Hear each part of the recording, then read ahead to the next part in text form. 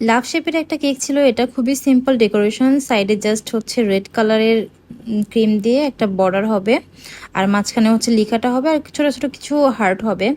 তো আপনাদের সাথে আজকে একটা ট্রিক্স শেয়ার করব, সেটা হচ্ছে অনেকেই এরকম হোয়াইট কালার কেকের উপর যখন ডার্ক কালার ক্রিম দিয়ে নাম লিখতে হয় তখন ডিরেক্ট হচ্ছে নামটা লিখে ফেলেন, মানে ডিরেক্ট ডার্ক কালার দিয়ে লিখে ফেলেন। তো সেটা না করে আপনারা এইভাবে লিখতে পারেন, ফার্স্টে যেই কালারের আপনার কেকের বেসটা থাকবে সেই কালারের ক্রিম দিয়ে লেখাটা লিখবেন, এরপরে হচ্ছে ওই ডার্ক কালারটা দিয়ে উপরে আরেকবার লিখে দিবেন। তাহলে হচ্ছে কালারটা স্প্রেড হয় না সহজে। আর যদি আপনার এমন হয় যে আপনি হচ্ছে কেকটা ইনস্ট্যান্ট ডেলিভারি দিচ্ছেন, তখন সেক্ষেত্রে ডিরেক্টও লিখতে পারেন। তবে ডিরেক্ট লেখার ক্ষেত্রেও কিছু ট্রিক্স অবলম্বন করতে হয়, যেমন কেকটা ভালোভাবে সেট করতে হবে আপনাকে, প্লাস আপনি যেই ক্রিমটা দিয়ে লিখবেন সেই ক্রিমের কালারটাও যাতে নরম না থাকে সেদিকেও কিন্তু লক্ষ্য রাখতে হবে।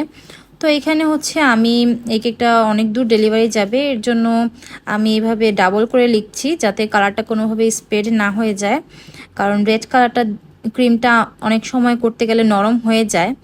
তবে আসলে ডার্ক কালারগুলো করতে আমি বরাবরের মতোই খুব ভয় পাই, কিন্তু আসলে ক্লায়েন্টরা যখন ডিমান্ড করে তখন আর কিছু করার থাকে না। তো এই তো আমার ছোট্ট কিউট কেকটা একদম রেডি।